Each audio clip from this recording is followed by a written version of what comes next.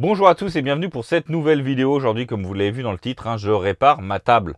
Pour la petite histoire, qu'est-ce qui s'est passé pour ceux qui ne le savent pas? Eh bien, je changeais la batterie de ma GoPro, elle m'a glissé des mains. Elle est tombée sur la table de hauteur d'homme, à peu près là, et ça m'a fait un bognon en plein milieu de la table. Alors, il y en a qui vont crier au fait que les tables sont trop fragiles. Bah oui, c'est des espèces d'alvéolaires à l'intérieur, c'est pas vraiment du vrai bois. Pourquoi est-ce que c'est comme ça? À mon avis, c'est tout simplement pour éviter d'avoir un truc trop lourd, la chasse au poids, bien évidemment. Et il faut que ce soit résistant, léger en même temps. Bon, résistant, il y a des limites. Souvent, les tables comme ça pète parce que, comme je le disais, les placards là-haut, c'est mal fermé, on roule, un truc tombe dessus. Là, une GoPro a suffi à faire un bel impact. Je suis quand même assez surpris. Donc la réparation, je vous le dis tout de suite, ça va se passer en deux étapes.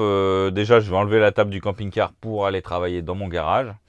Je vais reboucher le trou, j'ai retrouvé l'espèce de Cinto, je vous montrerai, qui m'avait servi. C'est un espèce de mastic à base de bois qui m'avait servi lorsque j'avais refait la soute. Je vais utiliser ça, je l'ai regardé, il est encore bon, la quantité est suffisante. Donc je ne vais pas racheter du produit exprès, je vais utiliser ça, poncer. Et après repeindre ou mettre du vinyle dessus, j'ai pas encore décidé. Là je la sors, je rebouche le trou et je vais aller au magasin de bricolage voir ce qu'il y a d'intéressant, ce que je pourrais mettre sur la table. Allez, c'est parti pour la réparation de la table.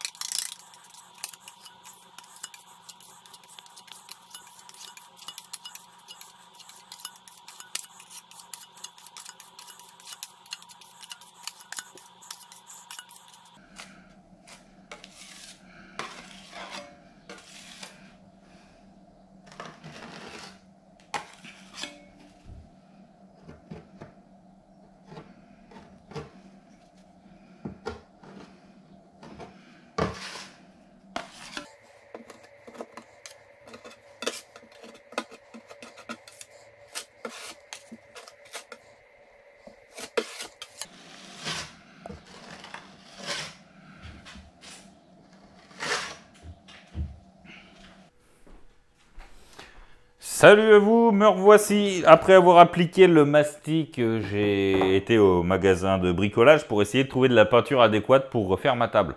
Bien évidemment, j'ai essayé de retrouver la teinte qui se rapprochait le plus de la teinte d'origine et vous allez voir que c'est pas forcément la teinte d'origine. Je vous le cache pas, je me suis fait conseiller par le vendeur parce qu'il faut savoir une chose, c'est que la peinture, c'est un truc qui me fait horreur. Je déteste ça, la peinture. Donc vraiment pas le choix, je m'y colle parce que j'ai vraiment pas le choix. Comme je vous ai dit, je me suis fait conseiller par le vendeur, tout ça. Je vais vous expliquer un petit peu le procédé qui m'a conseillé au vu du type de surface de la table. Dans un premier temps, après avoir fini de poncer et lisser mon trou, une fois que j'aurai fini de le réparer, il va falloir que je ponce tout le plateau de la table afin de favoriser une accroche. Pour être sûr d'avoir la meilleure accroche possible, il va falloir que je passe une sous-couche d'accroche. C'est une sous-couche qui est spéciale carrelage verre PVC et stratifié. Ça va favoriser à ce que la peinture qui est par-dessus, elle tienne vraiment bien. Cette sous-couche, elle s'applique tout simplement au rouleau en mousse. Il n'y a pas de souci. Vous me prenez, voilà. Faut savoir que c'est une sous-couche à base d'eau, donc le rouleau en mousse pour le nettoyer, on va pouvoir le faire à la flotte. Donc ça, ce sera bien pour ensuite l'utiliser pour la peinture.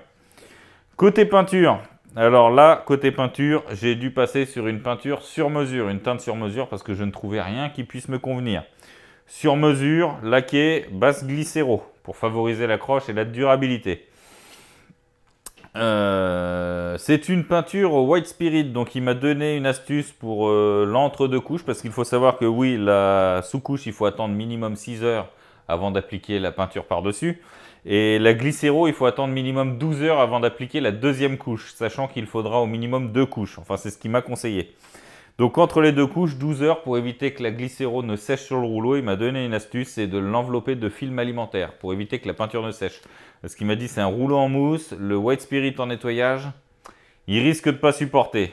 Bon, ça, c'est parce que je fais le radin, parce que ça m'embête un petit peu de racheter encore 6 balles de rouleaux de plus. Voilà, hein, je vous l'avoue, 6 balles les rouleaux en mousse, ça fait un petit peu mal. Voilà, ça c'est pour le procédé. Pour améliorer le fini, pour avoir vraiment un fini lisse et brillant, il m'a conseillé aussi de poncer au mil à l'eau entre 2 couches. À la fin de la première couche, une fois qu'elle est sèche, avant d'appliquer la deuxième, il m'a conseillé vraiment de tout poncer au mil pour vraiment avoir la surface la plus plane possible. Et la deuxième couche, une fois qu'elle sera sèche, aussi poncer au mil pour vraiment comme d'un lustrage de carrosserie, quoi, comme quand on refait les phares d'un véhicule. Hein, si vous ne savez pas de quoi je parle, il y a une vidéo là-haut. Voilà, ça c'est un petit peu pour le type de truc. Alors je vous disais, la teinte n'est pas d'origine, et oui, parce qu'en revenant, je me suis aperçu que dans le coin là-bas, la peinture cloquait, et en fait, j'ai pu voir que la table a déjà été repeinte, donc ça se trouve, elle a déjà été réparée, elle a peut-être déjà eu un petit souci dans le passé. Avant, à l'origine, c'est plutôt une teinte beige apparemment. Je vais vous mettre une photo par là. Voilà. Autre chose que je vais faire aussi, je vais démonter les supports qui tiennent sur le rail, sur le bord de la fenêtre. Je vais les démonter parce qu'à l'arrière de la table, il y a un espèce de petit plaquage, vous savez, les plaquages collés là pour faire les finitions. Il est en train de se barrer, ça fait pas très beau. Donc tant qu'à faire, je vais repeindre vraiment l'intégralité de la table. Comme ça, je vais repartir vraiment sur un truc bien. Surtout que niveau peinture, je ne vais pas en manquer. Hein. J'ai 0,5 litres de sous-couche et 0,5 litres de peinture. Ça devrait être amplement suffisant. C'est prévu pour 7 mètres carrés. J'avais pas le choix. Avec sa machine, comme c'est une peinture sur mesure, j'avais pas le choix. C'était le minimum qu'il pouvait me faire. Il faut savoir que pour tout ça, là, j'en ai à peu près pour 45 €. Donc si on compte aussi 14 € pour le mastic, ça vous fait une réparation quand même à 60 balles. Ça fait cher pour avoir fait tomber une caméra sur le plateau. Voilà. Donc là, c'est en gros le procédé que vous allez voir. Hein, et puis, je vous ferai à la fin un retour, voir si le rendu est vraiment comme je le souhaitais ou pas. Il faut savoir aussi que j'avais hésité avec une autre solution. C'était mettre les films collants qu'on trouve, les films, voilà. Les films de décoration qu'on peut recoller sur les meubles, tout ça. Malheureusement, j'ai pas trouvé de motif qui je trouvais très très beau. J'étais un petit peu indécis. Donc du coup, je repars sur la teinte d'origine. Elle me plaisait bien. Voilà, je remets à l'origine, à l'identique. Allez, je vous laisse regarder la suite en vidéo.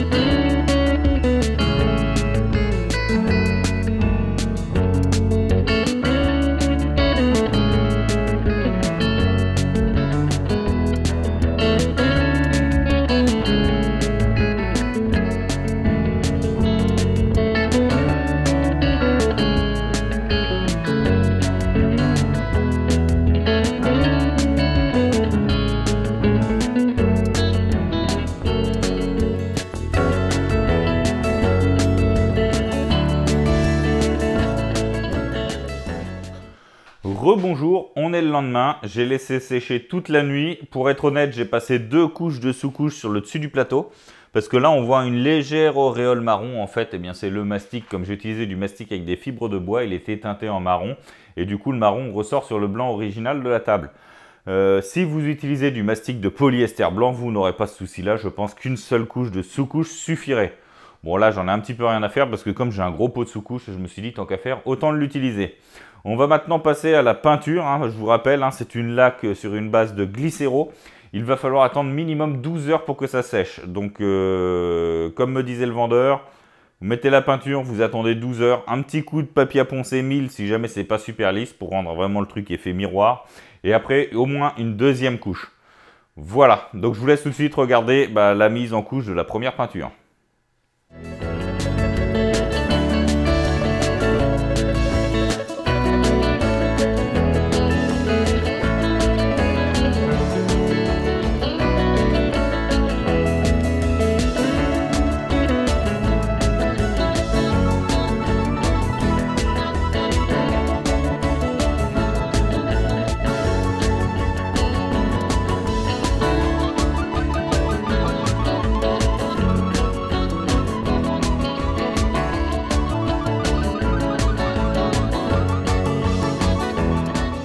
Nous revoici 24 heures après, la peinture a bien eu le temps de sécher. Maintenant, il va falloir passer à l'étape du ponçage au grain 1000 à la flotte.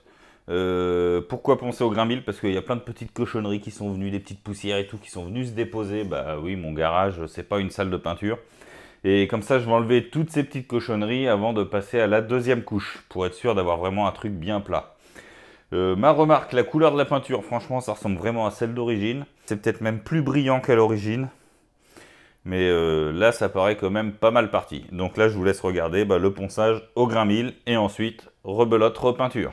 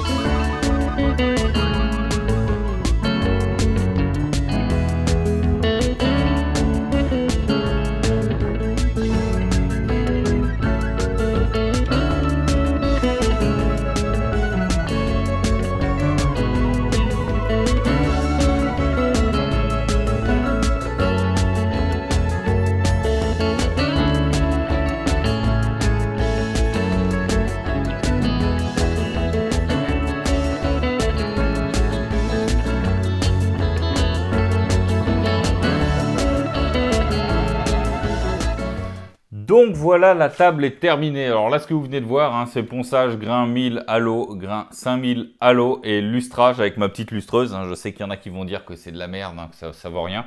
Enfin, en attendant, ça suffit à faire le taf. J'attends pas une finition parfaite. Je suis pas un professionnel non plus.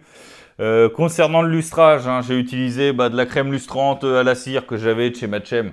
Elle est complètement pourrie. La date limite d'utilisation, c'était 09-2021. Et honnêtement, quand je l'ai sorti, c'est immonde. Enfin, en attendant, ça a servi à faire le boulot. De toute façon, c'est une table. C'est pas... Ça aurait été pour lustrer le camping-car. Là, je pense que je ne l'aurais pas utilisé. Voilà. Mais n'importe quel produit lustrant fera bien l'affaire si vous souhaitez faire ça. Qu'est-ce que ça a changé le fait de l'avoir poncé illustré par rapport à peinture finition brute? La glycéro était vraiment très brillante. Le fait de l'avoir poncé illustré, ça a cassé ce côté brillant. J'ai le côté lisse, effet miroir. Là, quand on regarde comme ça fait un bel effet miroir. Mais c'est plus brillant comme avant. C'était vraiment trop brillant à mon goût. Là, j'ai retrouvé vraiment le plus proche possible de l'aspect d'origine. Niveau couleur, ça ressemble vraiment beaucoup à la couleur d'origine. Franchement, leur truc de chez Merlin Pimpin, là, d'analyser la peinture et faire la formule, c'est vraiment pas mal. Bon, après, c'est clair que c'est pas donné. Mais bon, j'ai essayé comme ça. Qu'est-ce que je peux vous dire d'autre? Eh bien, vous avez vu, le procédé est vraiment très simple. Vous utilisez du mastic de polyester pour reboucher. Alors, il y en a qui me disaient de la pâte à bois. J'ai même eu du MAP. Je déconseille, mastic de polyester, c'est très bien, surtout quand on voit ce qu'il y a en dessous, quand on voit comment la table est faite, c'est vraiment le produit qui est le plus indiqué. Moi, comme vous avez vu, j'ai utilisé du mastic avec des particules de bois dedans, du Cinto Répar Bois, c'est ce qui me restait quand j'avais refait la soute. Si vous avez rien, achetez du mastic de polyester normal. L'avantage, c'est qu'il sera blanc, donc du coup, ça se fondra et ce sera beaucoup plus facilement recouvrable. Bon, là, c'est de la glycéro, franchement, ça recouvre vraiment très bien. Mais j'ai eu un petit peu peur quand je voyais la tache marron du mastic. J'avais peur de devoir passer des couches et des couches. Voilà, comme je le disais, un procédé très simple, mastic, on ponce bien partout pour que la peinture accroche. Sous-couche d'accroche, moi j'en ai mis à 2 reprises pour être vraiment sûr.